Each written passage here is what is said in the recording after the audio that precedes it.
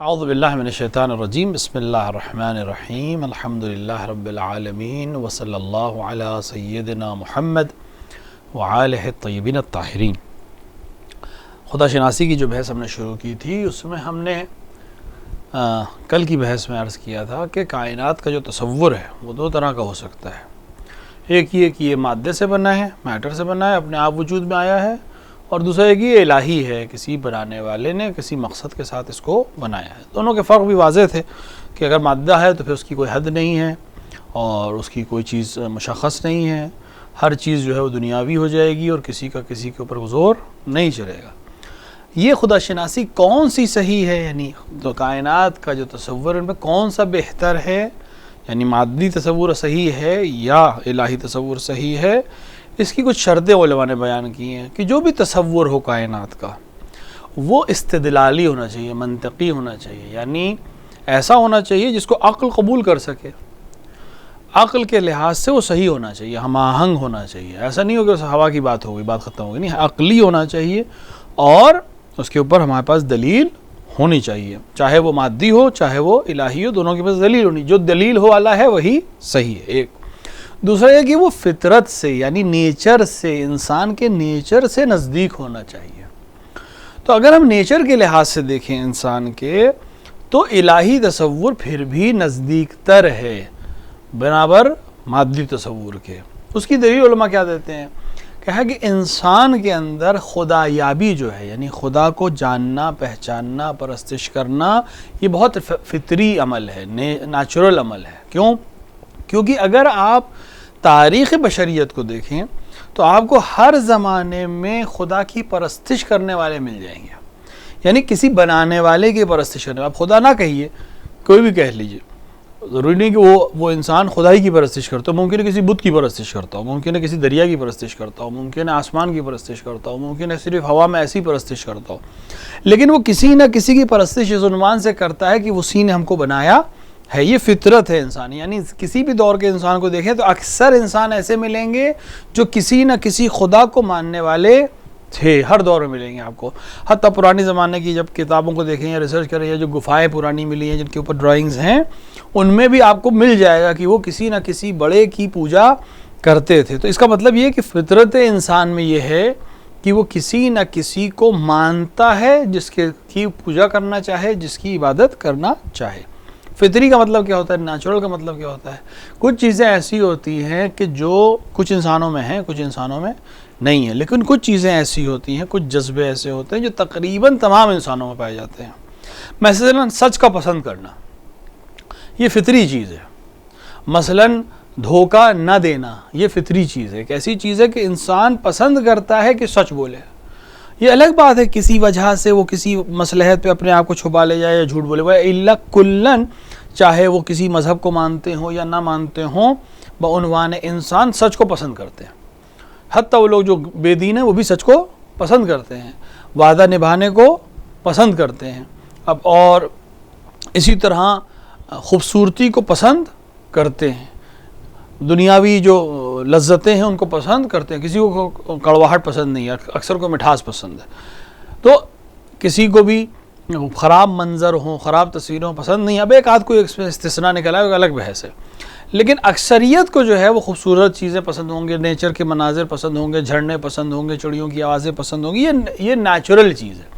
اسی طرح انسان کو نیچرل طریقے سے پرستش کرنا پسند ہے، یعنی وہ کسی نہ کسی خدا کی پرستش کرتا ہے۔ اب سوال ایک آتا ہے یہاں پہ، ممکن ہے کسی کے ذہن میں یہ سوال آئے کہ اگر فطری ہے خدا یابی اور خدا شناسی تو ایسے لوگ کیوں ملتے ہیں دنیا میں جو کہتے ہیں خدا نہیں ہے؟ اگر فطری ہے تو تمام سارے انسانوں کو خدا پرست ہونا چاہیے تھا، چاہے وہ کسی خدا کو مانتے ہیں، لیکن کم سے کم خدا کو مانتے ہیں۔ یہ کچھ لوگ جو مل جاتے ہیں جو کمیونسٹ ٹائپ کے ہوتے ہیں کہ نہیں کوئی خدا نہیں ہے، یا اس ٹائپ کے مل جاتے ہیں کہ نہیں سب کچھ ایسا ہی ہے، بلاسٹ ہوا اور سب کچھ بن گیا، کچھ خدا کچھ نہیں۔ تو ایسے کیوں؟ وہ بھی تو انسان ہے، آپ کہہ رہے ہیں فطری ہے تو اس انسان کو بھی کم سے کم کسی خدا کو ماننا چاہیے تھا۔ تو اس کا علماء نے جواب دیا ہے کہ بہت دفعہ ایسا ہوتا ہے کہ انسان کے اندر جذبہ موجود ہے لیکن کوئی اور چیز آ کر اس کے اس جذبے کو ختم کر دیتی ہے، یا کوئی اور وجہ آ کر اس چیز کو مٹا دیتی ہے یا اس کو کم کر دیتی ہے۔ مثلا انسان سچ بولنے کو پسند کرتا ہے لیکن اپنی ذاتی غرض کی وجہ سے سچ کو اگنور کر دیتا ہے کہ اگر میں سچ بولوں گا تو میرا نقصان ہو جائے گا. تمام انسانوں کو سچ پسند ہے لیکن اگر وہ سچ آ کر اسی کی ذات کو نقصان پہنچانے لگے یا وہ جس کو امپورٹنس دیتا ہے اس کو نقصان پہنچانے لگے تو کہیں نہ کہیں آ کر وہ ڈاماڈول ہو سکتا ہے. اس کا یہ مطلب نہیں کہ سچ پھر فطری نہیں ہے، نہیں، سچ فطری ہے. کوئی بھی بچہ جھوٹ نہیں بولتا. آپ بچپنے میں کسی بچے سے بات کریے وہ کوئی جھوٹی بات نہیں کرے گا، بالکل سیدھی سیدھی، اس کو پتہ ہی نہیں ہے کیا بولنا ہے کیا نہیں بولنا ہے. ہم اس کو سکھاتے ہیں کہ یہ کہہ دو.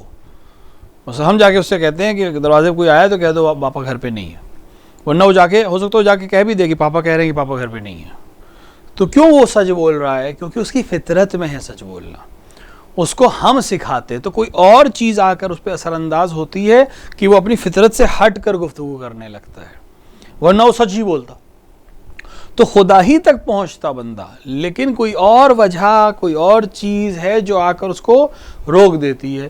مثلا ایک انسان ہے، وہ اپنے ملک سے بہت محبت کرتا ہے، فطری ہے اپنی زمین سے محبت کرنا، لیکن اگر کوئی تقاضا آ جائے ایسا کہ اس کو چوائس کرنا ہو ملک یا اولاد، مثلا ملک یا مال، اب اس میں ممکن ہے کوئی انسان جو ہے اس محبت کو، فطری محبت کو چھوڑ کر ایک جذبے کی طرف واپس پلٹ جائے. تو انسان کے اندر فطری ہونے کا یہ مطلب نہیں ہے کہ 100% وہی ہوگا. کوئی اور جذبہ آ کر اگر اثر انداز ہو جائے تو ممکن ہے وہ اپنے فطرت سے بھی منحرف ہو جائے. تو یہ بہت بڑی بات نہیں ہے، لیکن کلی یہ ہے کہ اصلاً خدا شناسی ایک فطری عمل ہے اور انسان کو کسی ایسے کی تلاش ہے کہ جس نے اس کو بنایا ہے.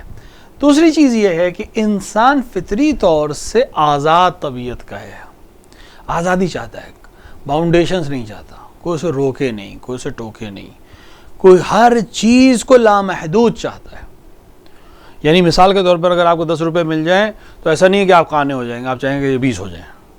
20 جب مل جائے گا تو آپ کہے گا 40 ہو جائیں. ہوتا ہے انسان کے اندر فطری طور ہے.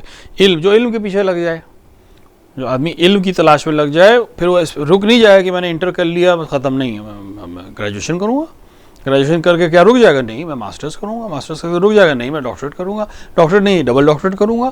کیوں؟ کیونکہ وہ لامحدود فطری طور سے انسان رکتا نہیں ہے، صبر نہیں ہے اس کے اندر، قناعت نہیں ہے اس کے اندر. وہ چاہتا ہے کہ اور آگے جائے، جتنا ملے گا اس کو اور زیادہ چاہے گا. پیسہ ملے گا، ممکن ہے بچپن میں کہے آپ سے کہ ہم 1 لاکھ روپے ہو جائیں بس کافی ہے زندگی گزارنے کے لیے. یہ بہت عام سے انسان، اب ہو سکتا ہے ایسے سے ملاقات بھی ہوئی ہے، لیکن فطری طور سے ایسے ہی ہے کہ انسان ملے گا، ہاں اگر مہینے کے اتنے پیسے مجھے مل جائیں تو میں کوئی مسئلہ نہیں، زیادہ کی محنت کی ضرورت نہیں ہے. لیکن جب اسے اتنے مل جائیں گے تو کہے گا اور ہونے چاہیے. وہ قانے نہیں ہو سکتا، وہ اس کو اور آگے جانا ہی ہے. تو انسان فطری طور سے لامحدود کو پسند کرتا ہے. لامحدود کو جب پسند کرتا ہے اور ہر چیز اس کو جو پسند ہے یا جو چیز تک پہنچنا چاہتا ہے وہ لامحدود حساب سے، یعنی کوئی سے روکے نہیں، اور آگے چلا جائے اور آگے چلا جائے اور آگے چلا جائے اور ترقی کر جائے اور ترقی کر جائے. اب وہ جس طرح سے بھی ہو، پیسے مان لیجئے، پوسٹ مل جائے تو جائے گا اور بڑی پوسٹ مل جائے، دولت مل جائے اور زیادہ دولت مل جائے، کوئی مقام مل جائے اور بڑا مقام مل جائے، تو رکے گا نہیں. تو جب وہ لامحدود ہے تو اس کا مطلب یہ ہے کہ کسی ایسے کی تلاش ہے جو اس کے حدود کو ختم نہ کرے اور زیادہ اس کو بڑھنے کی وسعت دے. اگر ہم مادے کی طرف چلے جائیں، وہی میٹر کی طرف چلے جائیں، تو بالآخر وہ محدود ہے کیونکہ میٹر ہے. ہمیں کوئی ایسا چاہیے جو خود لامحدود ہو، تبھی وہ اس لامحدود طلب کو اور پیاس کو ختم کر سکتا ہے. ایک فطری تقاضا اور ہے انسان کا اس دنیا میں، جس چیز کی انسان کو تلاش ہوتی ہے وہ دنیا میں ضرور ہوتی ہے. ایسا نہیں کہ نہیں ہو، اگر ہے تلاش اس کو تو وہ ہوگی ضرور. مثال کے طور پر اگر آپ کو پیاس لگی ہے تو یقیناً کہیں نہ کہیں پانی ہے جو اس پیاس کو بجھا سکتا ہے. آپ کو اس پانی کی تلاش کرنی پڑے گی. اگر خداوند عالم نے اس جسم میں پیاس رکھی ہے، طلب رکھی ہے، پیاس رکھی ہے، تو اس نے پانی بھی بنایا ہے تاکہ اس پیاس بجھ سکے. ہو ہی نہیں سکتا کہ اس کے اندر دل میں تڑپ ہو اور وہ چیز موجود نہ ہو. وہ الگ بحث ہے کہ ہم نہ پہنچ سکے. ممکن ہے کہ انسان کسی صحرا میں پھنس جائے اور اسے پانی نہ ملے، لیکن یہ پانی ہے کہیں نہ کہیں. اس صحرا میں ممکن نہ ہو، ایک 10 کلومیٹر بعد، 20 کلومیٹر بعد، 100 کلومیٹر بعد ہو، لیکن اس پیاس کو مٹانے والی چیز ضرور موجود ہے جس کو ہم پانی کہتے ہیں. جب آپ کو پیاس لگتی ہے تو پھر کوئی اور چیز سے وہ ختم نہیں ہوگی، اس کو پانی ہی ختم کر سکتا ہے. اگر بھوک لگی ہے تو دنیا میں کچھ نہ کچھ چیزیں ایسی ہوں گی جن سے یہ بھوک ختم ہو سکتی ہے. جس کو انسان کھانے میں استعمال کرتا ہے. اب اگر اس کو بھوک لگ رہی ہے تو کچھ نہ کچھ ہے جو اس بھوک کو ختم کر سکتا ہے. بس اسی طرح اگر انسان کو کمال کی تلاش ہے اور زیادہ اور زیادہ اور زیادہ، تو کوئی ایسا ہونا چاہیے جو اس کمال میں لامحدود ہو، جس کی کوئی باؤنڈری نہ ہو. اب اس لامحدود کو آپ کوئی بھی نام دے سکتے ہیں. ہم اس لامحدود کو خدا کہتے ہیں کہ وہ لامحدود ہے، یعنی اس کی کوئی کمی، اس کے اندر کسی قسم کی کوئی باؤنڈیشنز نہیں ہے. اس کی قدرت ایسی ہے کہ اس کے جیسی کوئی قدرت نہیں ہے. اس کے پاس علم ایسا ہے کہ اس کے جیسا علم نہیں ہے. اس کے پاس دولت ایسی ہے کہ اس کی دولت لامتناہی ہے. ہر وہ چیز جس میں انسان کمال تک پہنچنا چاہتا ہے، یہی خدا جو فطری ہے، اس کے پاس یہ تمام چیزیں لامحدود ہیں. اگر اس کو لامحدود کی تلاش ہے تو اس کے پاس بھی لامحدود ہے، اور اس کے بعد اتنی لامحدود اگر یہ تمام انسان بھی کمال تک پہنچ جائیں اور ساری دولت سارے انسانوں کو دے دی جائے، تب بھی اس کی دولت میں کوئی کمی نہیں آئے گی. سارا علم بھی سارے انسانوں کو دے دیا جائے تب بھی اس کے علم میں کمی نہیں آئے گی. سارا مقام سارے انسانوں میں بانٹ دیا جائے تب بھی اس کے مقام میں کوئی کمی نہیں آئے گی. بس خداوند عالم ایسا ہونا چاہیے جو فطری ہو، ایسا ہونا چاہیے جو لامحدود ہو، تاکہ انسان کی ان دونوں صفتوں کو وہ پورا کر سکے. لہٰذا ان دونوں دلیلوں کی وجہ سے ثابت ہے کہ کائنات کا تصور اولاً الہی ہونا چاہیے، کیونکہ وہ نزدیک تر ہے انسان کی فطرت کے، انسان کے نیچر کے. اور انسان چونکہ کمال کو پسند کرتا ہے، لہٰذا کوئی باکمال ہونا چاہیے جس کی وہ پرستش کرے. وَإِلَّا مادے کے اندر کمال اپنے آپ میں موجود نہیں ہے، وہ محدود بھی ہے اور اس کے اندر کوئی کمال بھی موجود نہیں ہے، اور انسان کو ایک کمال کی تلاش ہے.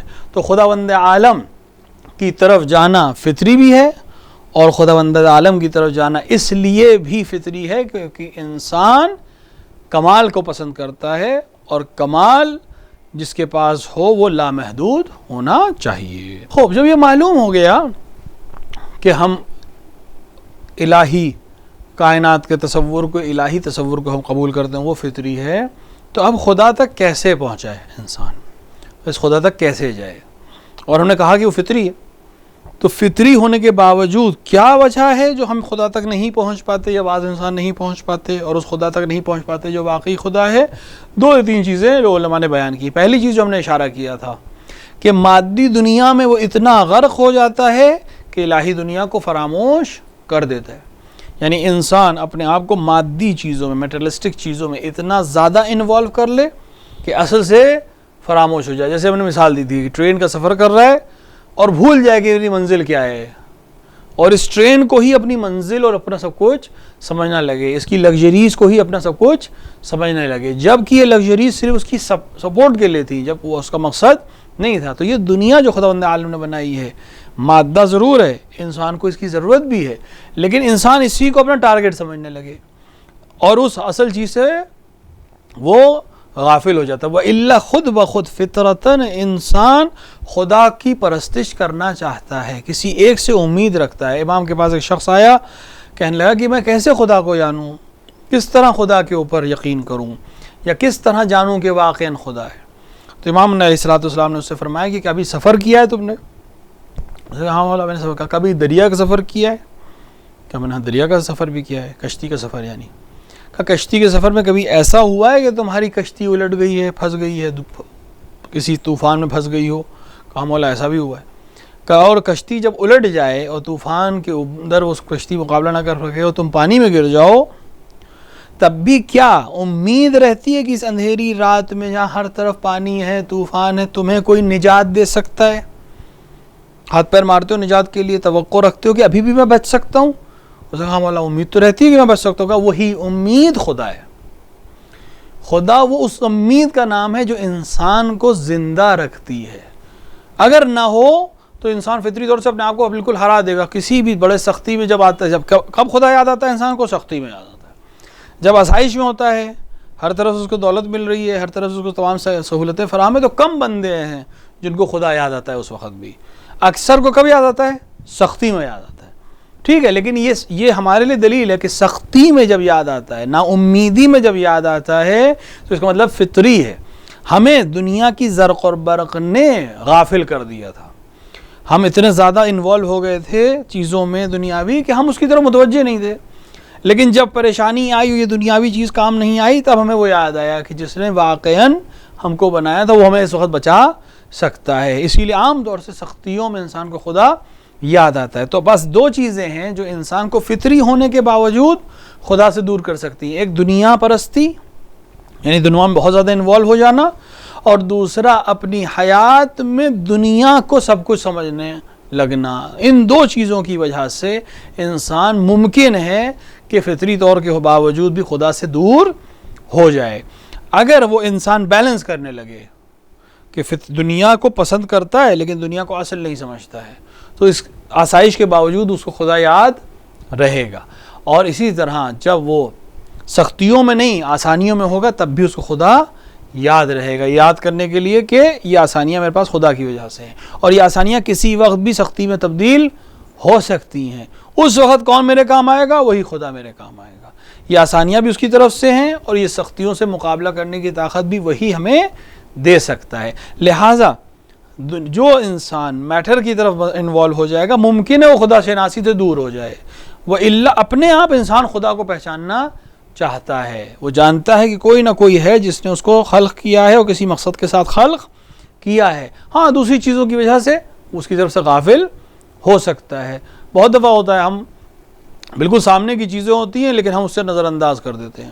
کتنی دفعہ ہوا ہے لیڈیز کے ساتھ اکثر ہوتا ہے، دودھ رکھا ہے چڑھایا ہے گیس کے اوپر، ابھی ابلنے کا ہم بیٹھے، ہم کھڑے اسی لیے ہیں کچن میں کہ ابل نہ جائے، لیکن ایک سیکنڈ کے لیے دھیان ہوا ادھر سے ادھر گیا اور ہم بھول گئے اور تھوڑا سا ابل گیا یا پورا ابل گیا، جبکہ ہم اسی کی طرف متوجہ تھے.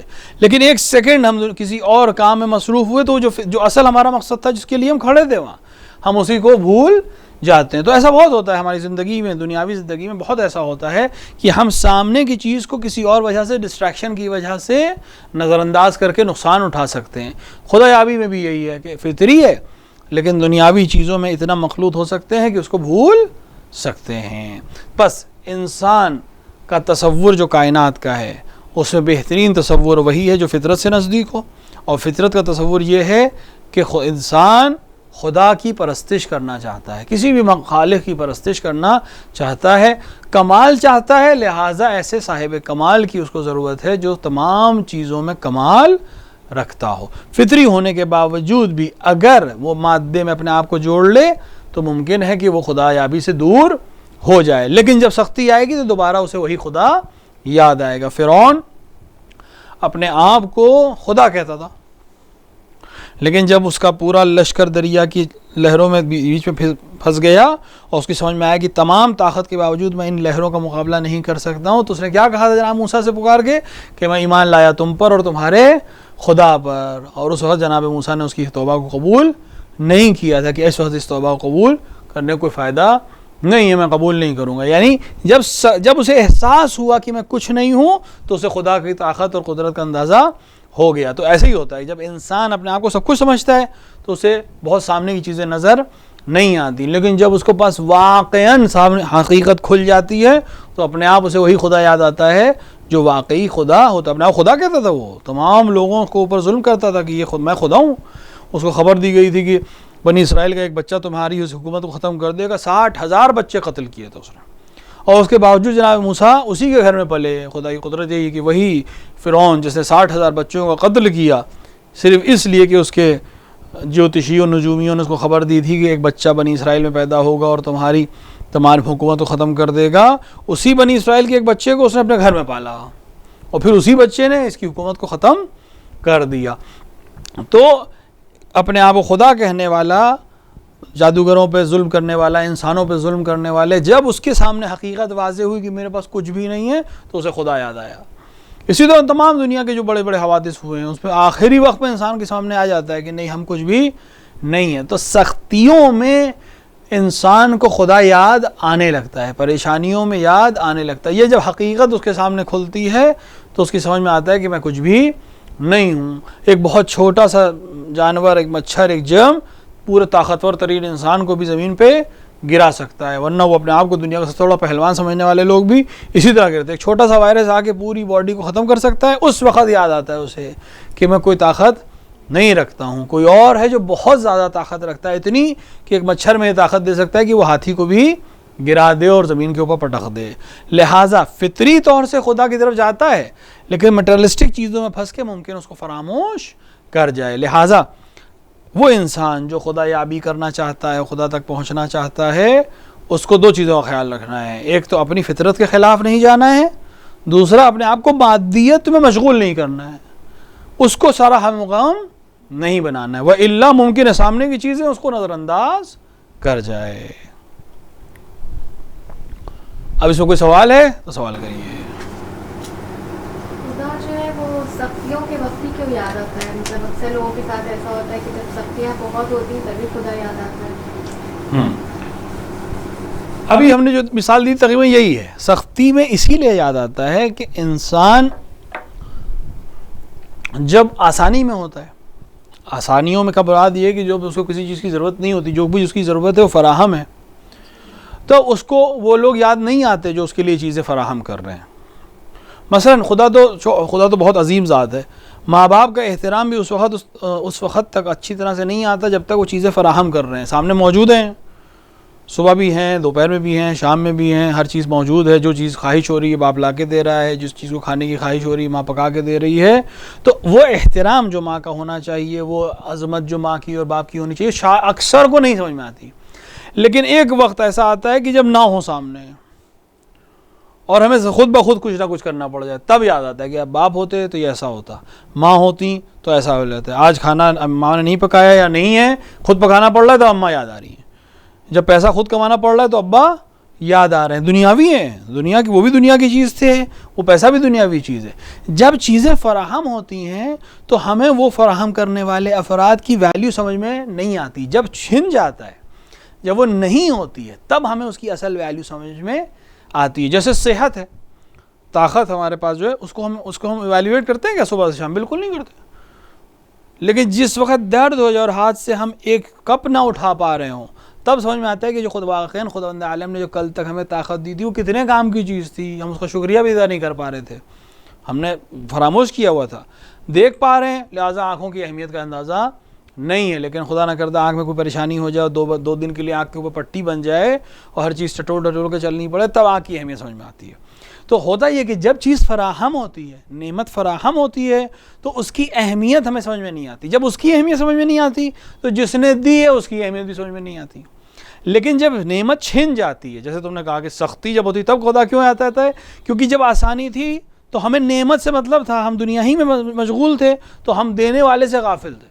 لیکن جب وہ نہیں ملی تو پھر اب ہمیں کسی ایک کی تو ضرورت ہے کہ جو ہمیں پہنچائے، تب وہ یاد آتا ہے کہ یہ ہماری نہیں تھی، کسی اور نہیں دی تھی. وہ کون ہے؟ وہ خدا ہے. اب ہمیں خدا یاد آتا ہے، اب مسجد یاد آتی ہے. بقول خمار بارہ بنگوی کے ہمارے بلانوش تو اور توبہ، تجھے زاہدوں کی نظر لگ گئی ہے. یعنی تم توبہ کر رہے ہو. کیوں توبہ کر رہے ہو؟ اس کا مطلب کسی اور نے کسی ایسے حالات میں آ گئے ہو کہ خدا یاد آ رہا ہے. تو خدا یاد کیوں آ رہا ہے؟ اس لیے کہ سختی میں پڑے گئے ہو. اگر آسانی میں ہوتے تو شاید تمہیں خدا یاد نہیں آتا. لہٰذا ائمہ علیہ الصلوۃ والسلام نے جو تاکید کی یا پیغمبر نے جو تاکید کی وہ یہی کہ اپنے فطری طور سے تمہیں خدا یاد بھی آنی چاہیے. اور آسانیوں میں جو اسے یاد کرتا ہے، جو نعمت ملنے پر اس کو یاد کرتا ہے، خداوند عالم اپنی نعمتوں کو اس کے لیے بڑھا دیتا ہے. ویسے بھی دیتا ہے. جو لوگ اس کی پرستش نہیں کرتے، کیا اس کو کوئی اور نعمت دے رہا ہے؟ وہ لوگ جو خدا کو نہیں جانتے، نہیں مانتے، نہیں پہچانتے، کھانا نہیں کھا رہے ہیں، کھانا تو کھا ہی رہے ہیں، جی رہے ہیں کہ نہیں جی رہے ہیں، سانس لے رہے ہیں کہ نہیں لے رہے ہیں، اس کی دی ہوئی زمین پہ، اس کے بنائے ہوئے آسمان پہ زندگی گزار لیں، کھا رہے ہیں، پی رہے ہیں، اس کو یاد بھی نہیں کر رہے ہیں. نماز تو بہت دور کی بات ہے، اس کے مذہب پہ بھی نہیں ہے، اس کے بتائے ہوئے قانون پہ بھی عمل نہیں کرتے.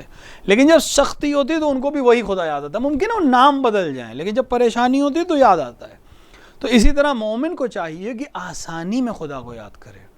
اور آسانی میں جو خدا کو یاد کرتا ہے وہ جب اولاً یا تو پریشانی میں مبتلا نہیں ہوگا، اور اگر ہوگا بھی مبتلا تو اسے تلاش نہیں کرنی پڑے گی خدا کی. اسے پتہ ہے کہ مجھے کہاں جانا ہے، کیونکہ وہ پہلے سے اس سے ہم آہنگ ہوتا ہے. کانٹیکٹ جو ہے خدا سے مطلب اپنا لگاتار کیسے کیا جائے کہ بھٹکے نہیں انسان، اور اتنا یقین ہو اس پہ کہ سب کچھ ہوتا رہے گا پورا، اور جو چیزیں اس پر ہے بھروسہ رکھ کر. کئی طریقے ہیں. پہلے تو اس کے بتائے اس نے جو خود ہمیں احکام دیے ہیں، انسان اس کے اوپر عمل کرے کہ اس نے ہم سے کیا چاہا ہے. ہم نے تو اپنی لسٹ بتا دی اسے کہ ہمیں یہ چاہیے یہ چاہیے یہ چاہیے، یہ لسٹ تو ٹھیک ہے کوئی بات نہیں، اس کے علاوہ کس سے کہیں گے، اس نے ہم سے کیا مانگا ہے، تاکہ جب ہمارا کانٹریکٹ ہو یا کانٹیکٹ ہو تو دو طرفہ ہو، ہم کیا کہہ رہے ہیں اور وہ کیا کہہ رہے ہیں۔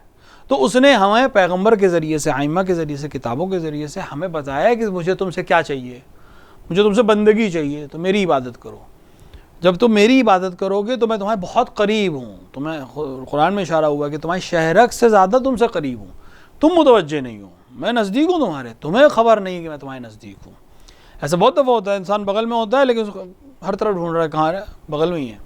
تو خداوند عالم کہہ رہا ہے کہ تم شہرک، میں تمہاری شہرک سے زیادہ، یہ جو شہرک ہے اس سے بھی زیادہ تم سے قریب ہوں، مگر یہ کہ تم نظر مجھے دیکھو تو پہچانو کی تو کوشش کرو۔ تو ہمیں پہلے یہ دیکھنا ہے کہ وہ ہم سے کیا چاہتا ہے، بندگی چاہتا ہے۔ بندگی چاہنے کا مطلب یہ کہ پھر ہم کسی اور سے امید نہ لگائیں۔ مدد مانگنے میں کوئی حرج نہیں ہے، لیکن امید ہمیں خدا سے ہی رکھنی ہے۔ خداوند عالم نے سسٹم ایسا بنایا ہے دنیا کا کہ ہر انسان ایک دوسرے کی مددگار کرے گا، سسٹم اس نے ایسا بنایا ہے۔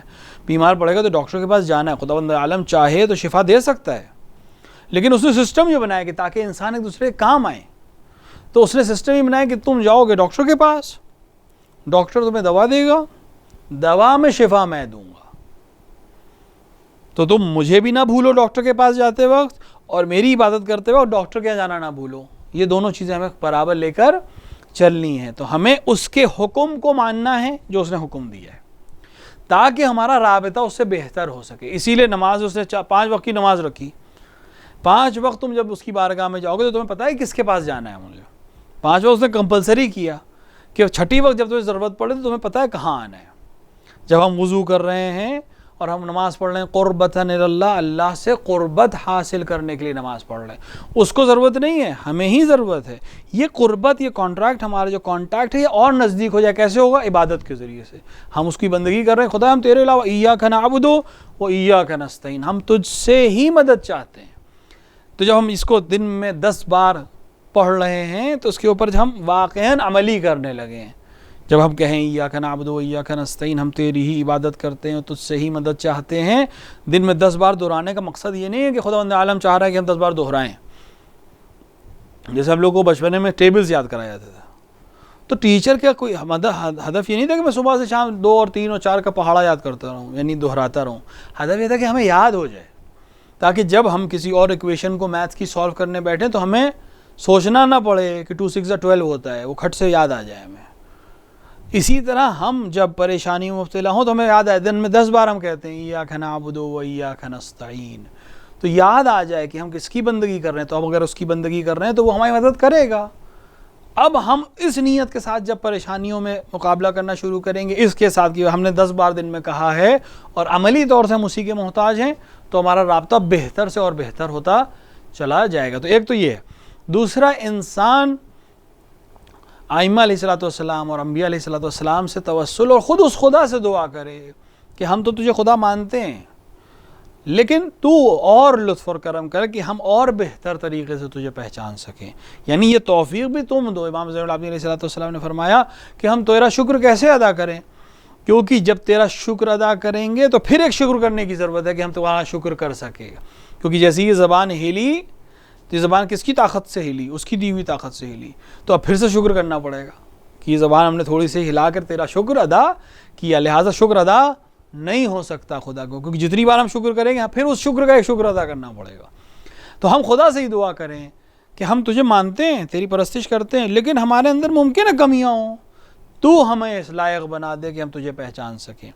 ائمہ علیہ الصلوۃ والسلام جو اس کی نزدیک ایک اہمیت رکھتے ہیں، ان سے توسل کریں کہ ہم عام بندے ہیں، آپ خاص بندے ہیں، آپ ہم تک تعلیمات لے کر آئے، آپ ہی بارگاہ الہیہ میں ہمارے لیے سفارش کریں کہ ہم اور بہتر خدا کو پہچان سکیں۔ تو رابطہ کرنے کا بہترین طریقہ یہ ہے کہ اولاً خود عبادت کرنا، دوسرا اسی سے مدد مانگنا کہ وہ تو ہمارے دلوں میں عبادت کو اور بہتر کر سکے۔